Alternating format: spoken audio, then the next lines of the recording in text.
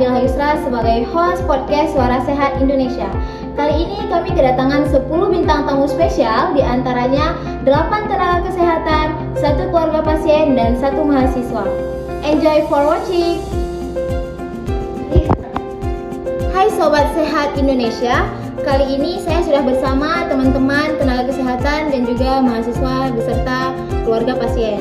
Jadi di sini ada dokter, bidan, kesehatan lingkungan, mahasiswa,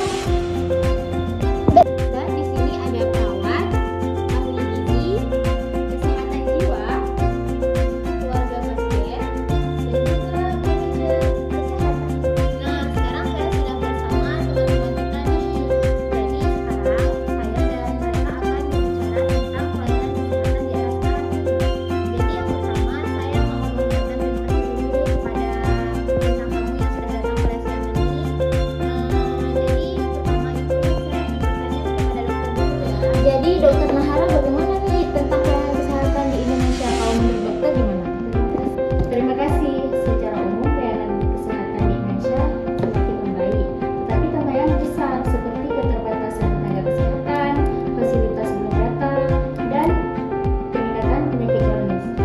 Oh, berarti tantangannya itu di tenaga kesehatan, penyakit kronis, dan juga fasilitas kesehatannya yang kurang ya, Bu?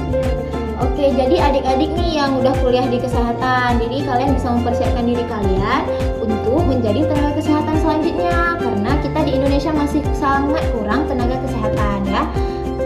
Baik Ibu, terima kasih. Selanjutnya kita lanjut ke perawatnya nih. Saya mau tanya dulu, menurut perawatnya bagaimana ya pelayanan kesehatan di Indonesia saat ini?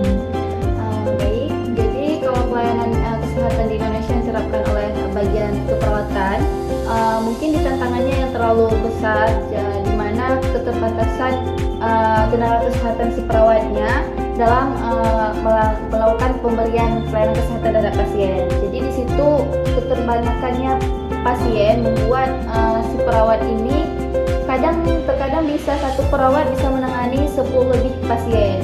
Jadi kesimpulannya benar-benar harus dilakukan dengan cepat, tetapi tetap harus aman.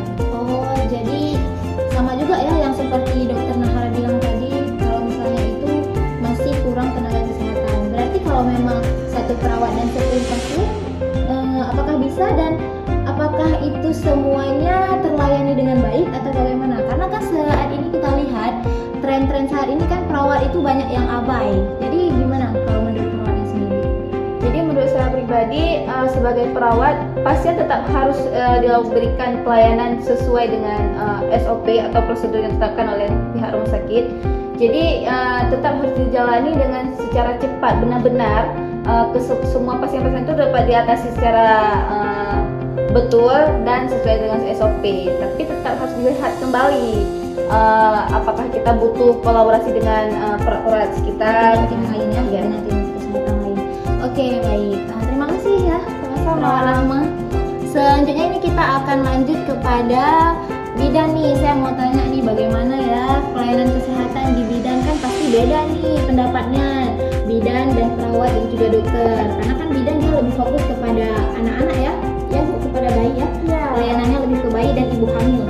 Ya baik, bagaimana ibu bidan? Perkembangan cukup baik, terutama program deteksi dini kehamilan beresiko tinggi. Makanya kita harus lebih melakukan edukasi ke masyarakat.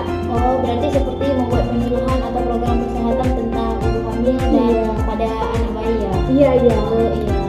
Apakah itu sudah pernah dilakukan ke masyarakat penyuluhannya? Semenjak saya kerja belum pernah. Oh, belum pernah. Iya. Semoga bisa dilakukan segera ya. Iya, insya Allah. Baik, terima kasih Ibu. Nah, sekarang saya sudah mendapatkan beberapa pendapat dari dokter, bidan, perawat. Jadi sekarang saya mau tanya nih sama ahli gizi, gimana ya menurut ahli gizi tentang pelayanan kesehatan di era sekarang? Gimana? Pasti ada bedanya dong dari ketiga tenaga kesehatan tadi. Jadi gimana Ibu, menurut Ibu Amira di bagian gizinya itu bagaimana? Jadi kalau masalah gizi, kami masih mengalami masalah gizi ganda seperti stunting dan obesitas. Dan edukasi nutrisi itu harus dilakukan sejak masuk sekolah. Oh, berarti menurut Ibu tentang edukasi gizi itu sejak dari SD sudah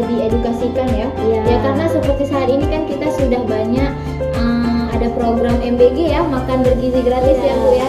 Dan dari situ juga kita bisa mempelajari dan mengedukasi anak-anak bagaimana cara makan dengan baik dan benar dan juga bergizi sehat ya Bu ya. Oke baik, terima kasih Bu Amira.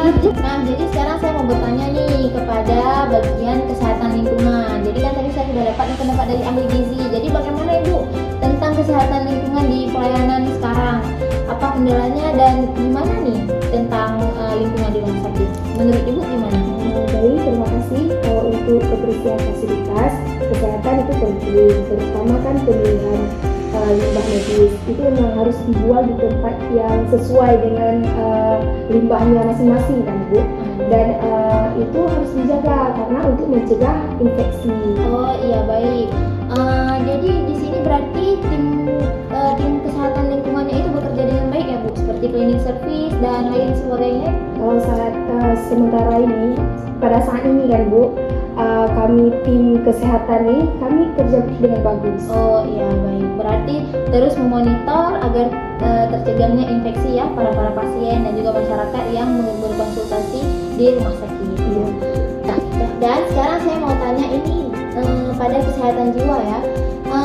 Jadi Ibu Lydia, apa Ibu Lydia lihat di lapangan? Bagaimana menurut Ibu Lydia tentang masyarakat, tentang kesehatan mentalnya itu bagaimana? Apakah ada tantangannya? Baik Bu, terima kasih. Banyak pasien mengalami stres, cemas, dan depresi. Tantangannya adalah stigma masyarakat. Kita perlu meningkatkan layanan konseling dan edukasi tentang kesehatan mental. Oh iya baik, berarti sudah pernah melakukan penyuluhan tentang kesehatan mental kepada masyarakat? Apakah belum atau gimana?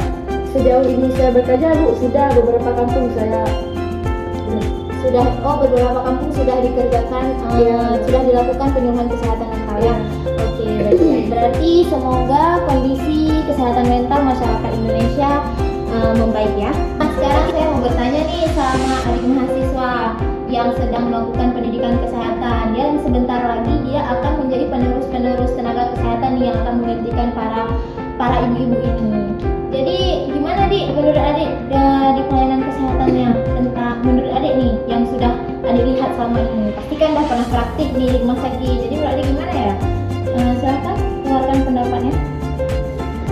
Kami berharap kedepannya pendidikan kesehatan lebih difokuskan kepada praktik, komunikasi terapeutik, dan penggunaan teknologi kesehatan. Oh, jadi kalau menurut adik selama adik praktek di rumah sakit, kerja tim para tenaga kesehatannya itu gimana? Apakah sesuai dengan SOP-nya atau gimana? Sesuai. Oh, sesuai. Berarti selama adik praktek di rumah sakit nyaman ya? Nyaman. Oh iya. Kerja timnya bagus. Oh, kerja timnya juga bagus. Semoga semangat belajar terus Dek dan semoga cita-citanya bisa tercapai. Oke. Amin. Nah, sekarang saya mau bertanya nih pada keluarga pasien. Keluarga pasien kan sebagai orang yang dilayani oleh tenaga-tenaga kesehatan. Jadi menurut Ibu Risti, bagaimana nih tentang pelayanan kesehatan bagi Ibu? Apakah sudah sesuai dengan SOP yang mereka dapatkan selama ini atau gimana saat melayani Ibu? Silahkan keluarkan pendapatnya gimana Bu? Ya, harapan saya pelayanan yang lebih cepat, petugas yang lebih ramah, dan informasi yang jelas mengenai kondisi pasien. Oh iya baik, berarti bisa kita simpulkan para tenaga-tenaga kesehatan ini harus lebih ramah kepada keluarga pasien, karena kan keluarga pasien juga tidak semuanya itu berpendidikan, pasti keluarga pasien juga awam, berarti kan kita harus lebih ramah ya Bu ya. Oke, selama ini apakah tenaga kesehatan ramah Bu saat melayaninya?